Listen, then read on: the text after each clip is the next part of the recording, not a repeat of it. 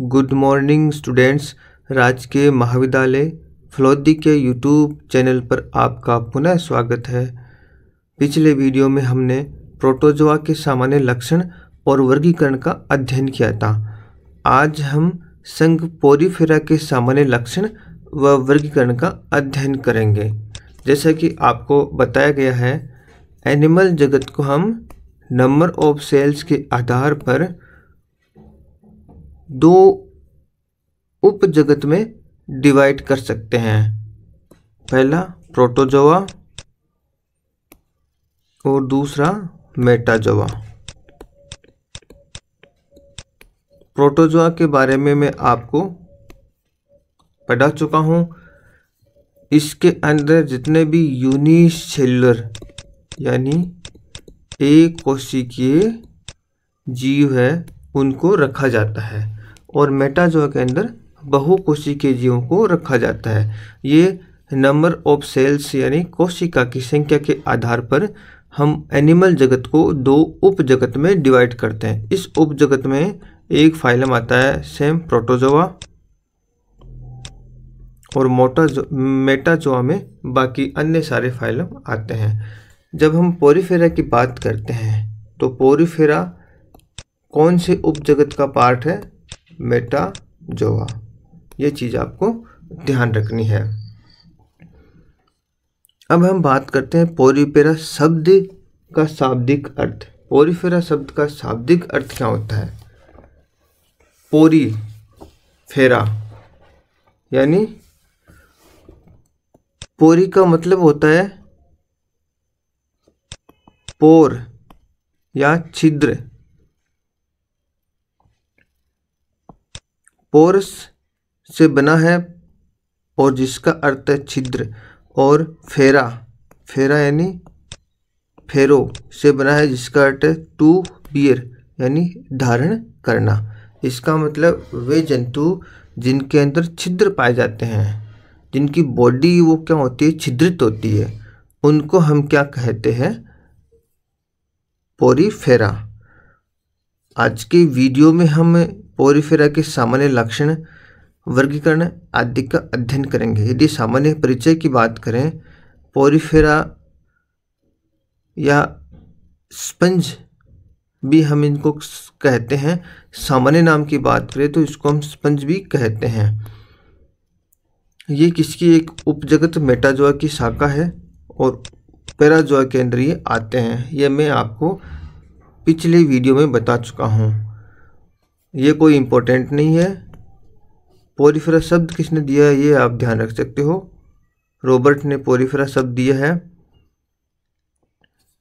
Porifera के सामान्य लक्षणों की बात करें, पोरीफेरा के जितने भी जंतु हैं वो सारे के सारे एक्वेटिक यानी जलीय होते हैं। या तो वो समुद्र में पाए जाते हैं, मैक्सिमम समुद्र में ही पाए जाते हैं, और कुछ फ्रेश वाटर में भी पाए जाते हैं।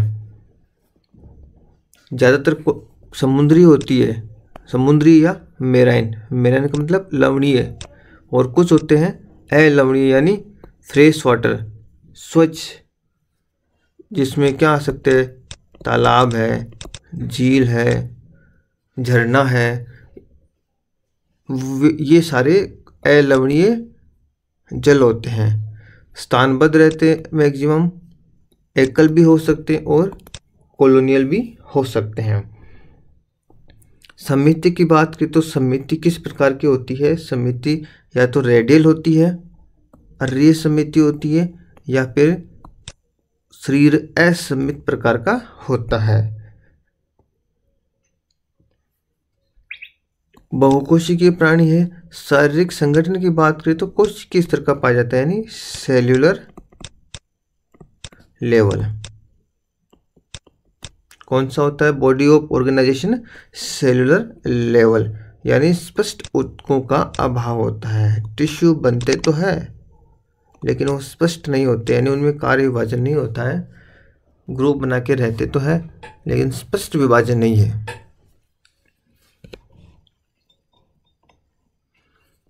यदि बॉडी वाल या देह भित्ति की बात करें तो वो किससे बनी होती है? वो दो परतों से बनी होती है। बाहरी परत होती है उसको पेनिकोडर्म कहते हैं, और अंदर की जो परत होती है उसको हम कोएनोडर्म कहते हैं। उसको क्या कहते हैं? कोएनोडर्म।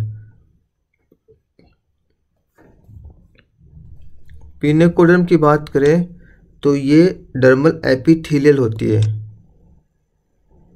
डर्मल एपिथेलियल या एपिथेलियम कह सकते हो। कोएनोडर्म की बात करें तो ये गैस्ट्रल एपिथेलियम होती है। गैस्ट्रल एपिथेलियम होती है। मध्य में मेसेनकाइमा की अकोशिकीय परत पाया जाता है। मेसेनकाइमा की एक कोशिकीय परत पाई जाती है। अकोशिकीय कह सकते हो आप। अकोशिकीय यानी जिसमें कोशिकाएं नहीं पाई जाती है, वो जिलेटिनस मैटर होता है एक तरह से, जो पेनिकोडर्म और कोनिकोडर्म के बीच में पाया जाता है। शरीर नाल तंत्र पाया जाता है, ये इसका एक इम्पोर्टेंट लक्षण है। शरीर नाल सिस्टम पाया जाता है, कैनाल सिस्टम पाया जाता है। आपसे क्वेश्चन पूछ सकते हैं कि कैनाल सिस्टम किस में पाया जाता है? इसका आंसर क्या हो जाएगा? पोरिफेरा में पाया जाता है, जिसमें जल ओस्टिया से प्रवेश करके विभिन्न कक्षों से होते हुए पंचगुहा से होकर ओस्कुलम द्वार द्वारा बाहर निकलता है। जब हम पोरिफेरा का अलग से पढ़ेंगे, इनकी कार्य की पढ़ेंगे, तब हम देखें। जब आपका जो पेपर सेकंड है उसमें दिया हुआ है किसी एक एनिमल का, पोरिफेरा के एक एनिमल को लेके जब हम इसका डीपली अध्ययन करेंगे तब हम इन चीज़ों के बारे में पढ़ेंगे।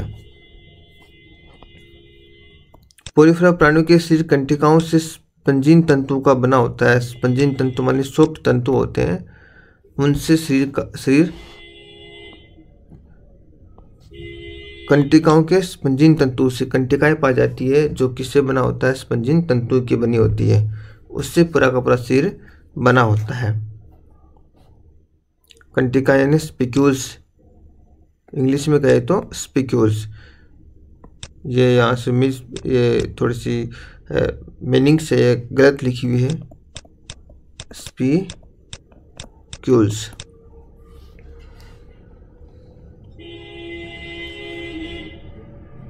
इस संघ के जंतु सूक्ष्म के आहार को ग्रहण करने का कार्य कोएनोसाइट द्वारा करते हैं। यानी कोएनोसाइट का काम क्या है? अंतःग्रहण का काम है। जितने भी सूक्ष्म जीव है उनको ये अंतःग्रहण ग्रहण करते हैं। और पोषण अंतः कोशिकीय प्रकार का पाया जाता है। अंतः कोशिका मतलब कोशिका के अंदर पाया जाता है, कोशिका के अंदर पाया जाता है। ये कोई इम्पोर्टेंट नहीं है, ये भी कोई इम्पोर्टेंट नहीं है। लैंगिक जनन और अलैंगिक जनन दोनों प्रकार का पाया जाता है। अलैंगिक जनन मुकुलन व विखंडन के द्वारा संपन्न होता है। निषेचन आंतरिक व विदलन पूर्ण बंजी लार्वा प्रावस्थाएं मुक्त प्लावी एम्फीब्लास्टुला पेरेनकाइमुला होती है। कहने का मतलब है निषेचन होता है आंतरिक होता है। आंतरिक होने का मतलब है मेल और फीमेल पाए जाते हैं, और निषेचन आंतरिक प्रकार का संभव होता है। विदलन पूर्ण भंजी मतलब होलोब्लास्टिक कह दो आप।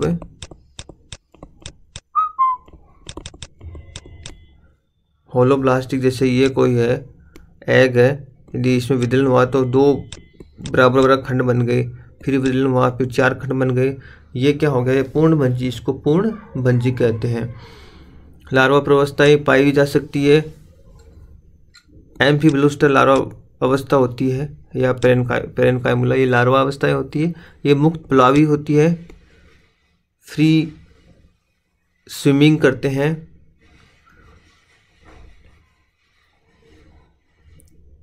अब हम बात करते हैं पोरिफेरा के वर्गीकरण की।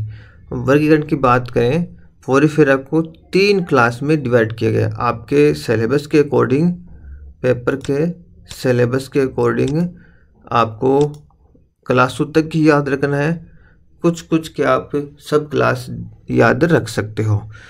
पोरिफेरा की बात करें तो पोरिफेरा को 3 क्लासों में डिवाइड किया गया है। क्लासों का जो वर्गीकरण का आधार है वो रखा गया है इनका कंकाल। कंकाल किसका बना होता है, उसी के आधार पर पोरिफेरा को 3 क्लासों में वर्गीकृत किया गया है। पहले क्लास की बात करें हम, पहली क्लास है कैलकेरिया। पहली क्लास है कैलकेरिया।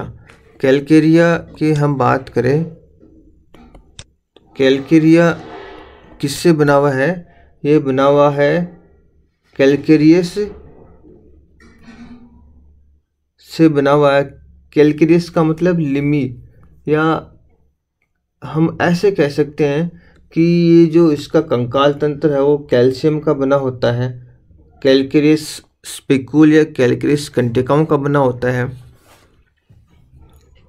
इसके आधार पर जिसके लक्षण की हम चर्चा करें, इसका अंतः कंकाल कैल्शियम कार्बोनेट का बना होता है और कंटिकाएं मोनोएक्सोन। मोनोएक्सोन जैसे ये मोनोएक्सोन है, मोनोएक्सोन या टेट्राएक्सोन, टेट्राएक्सोन या त्रिअरीय प्रकार की होती है, त्रिअरीय प्रकार की होती है। कंटिकाओं की बात करें, स्पिक्यूल्स की बात करें तो ये इसका मेन लक्षण है। नाल तंत्र की बात करें, कैनाल सिस्टम की बात करें, वो एस्कोन, साइकोन या ल्यूकोन, ये ब्यूकोन नहीं है, ल्यूकोन है, ल्यूकोन प्रकार का पाया जाता है। इस संघ के प्राणी छोटे एकल व नीवे ही होते हैं। शरीर की आकृति बेलनाकार व फूलदान जैसी होती है। यदि हम गणों की बात करें, 2 गणों में डिवाइड किया गया है गणों का, यानी ऑर्डर, होमोसिला और हेट्रोसिला। होमोसिला और हेट्रोसिला, इसके सिर्फ आपको नाम याद रखने और एग्जाम्पल आप ल्यूकोसोलेनिया याद रख सकते हो।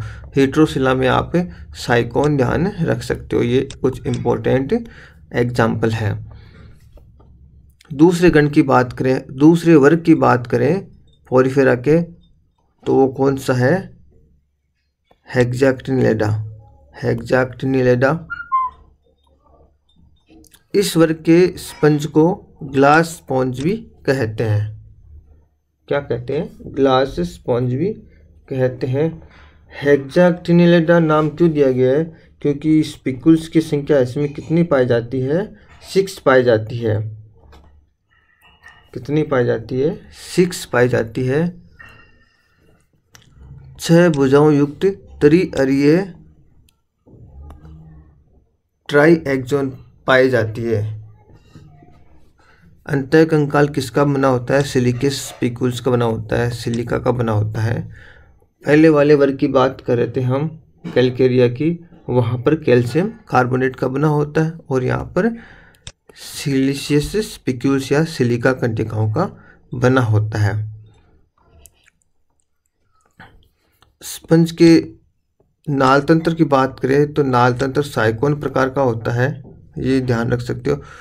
पहले वर्ग की बात करें तो उसमें तीनों प्रकार का होता है, इसमें साइकोन प्रकार का होता है।